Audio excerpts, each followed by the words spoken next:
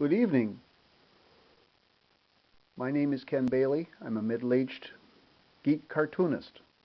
I've been drawing cartoons of various kinds, including whole comic strips, for almost 50 years now. This gal that I have been working on tonight is, of course, my current flagship character, the mighty EnergyGirl.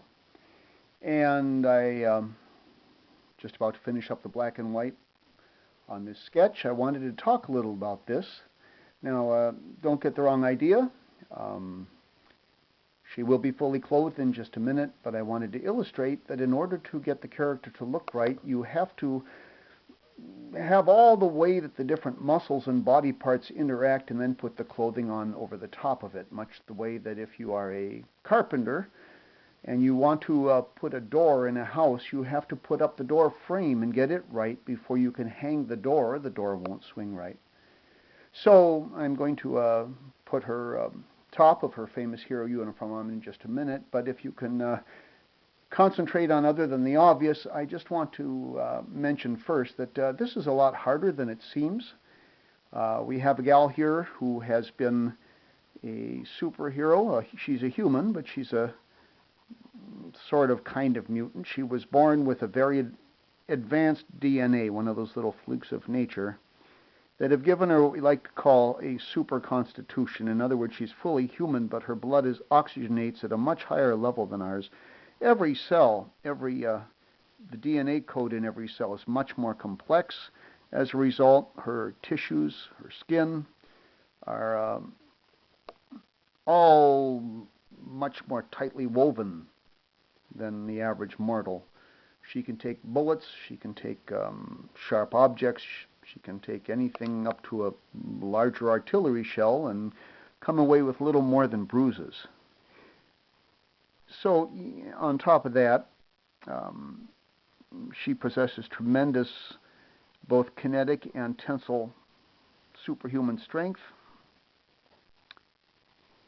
And you can imagine this. She's now in her 50s, but she has been a professional hero since being christened or commissioned at age 18, which is almost 40 years ago. So you can imagine that both the vigorous type of work that superhero work entails and the fact that her body continues to function at a much higher level than the rest of ours. All those hormones, all that energy eventually begin to take an effect, and this accounts for both her female curves and her musculature, both of which in the typical hero fashion are rather exaggerated. But hopefully what I'm shooting for is to balance them out, the curves balancing the muscle development and so forth. Now, the hard part is remember that cartooning is a very visual type of communication. And so every line in EnergyGirl's body needs to convey two things. It needs to convey great power, great strength visually, but at the same time it has to be very clear that this is a very female person, and not just in the obvious, the curves, but that she is inside and outside just as much the girl next door as the girl next door, in spite of the fact that she can outflex almost any bodybuilder you know in the real world, and she can lift a good-sized railroad locomotive. So she's definitely not one that you want to slap around much, because you will end up on your you-know-what very quickly. So how do you portray that visually? Well, muscles, especially arm muscles, are kind of universal code for strength, so we tend to overdevelop her arms more than any other part of her body. Oh, by the way, she's a very gentle person. You would never know it here. She is screaming her head off as she is hurling herself, knee first. That will probably be a vast iron door of a castle or a fortress of some sort, and bashing it in with one mighty blow of her knee. But at the same time, I try to give her muscles a more rounded shape than a male's muscles would be. She's not meant to be a certain vegetable-eating mariner that we all are familiar with. Even though she probably, in circumference of her biceps, is not far from that person. I want her to have more of a roundness, a softness than a male would have.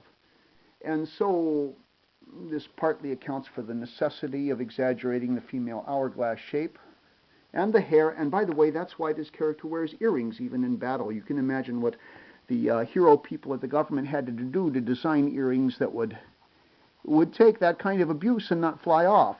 And my lovely wife in the real world, who, by the way, is my main advisor on all things female to help ground EnergyGirl as she should be. She's drawn by an artist who grew up without any girls in the family, so I rely on my wife's input a lot. My wife says, what is it that she has those round earrings, but there's no visible attachment to her ears?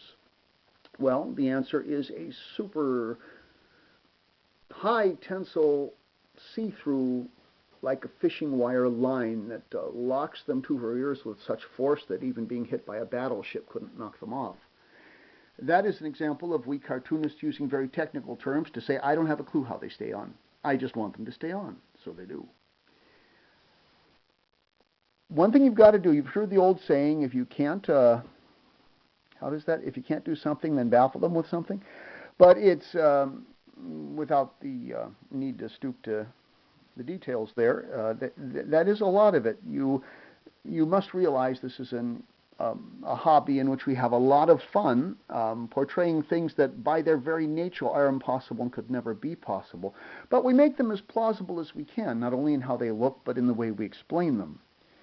When in fact nothing could be further from the truth, because in the real world there just aren't any. But if there were, and they had earrings, who knows? So, I guess that's enough for today, except I want to put my obligatory signature on it.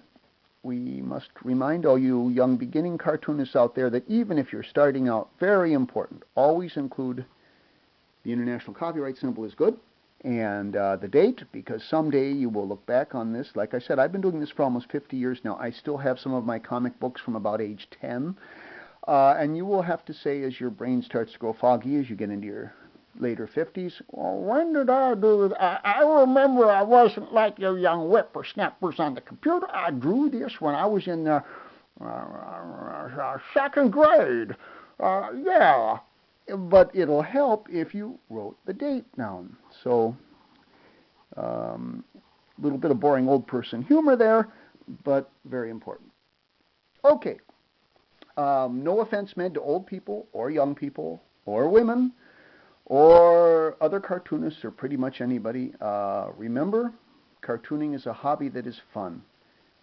You would not believe after a hard day of living in the real world how I come home and put a good movie on the TV and I muscle up old EG and send her out to largely win one for the home team regardless of whoever is threatening the earth on that particular day.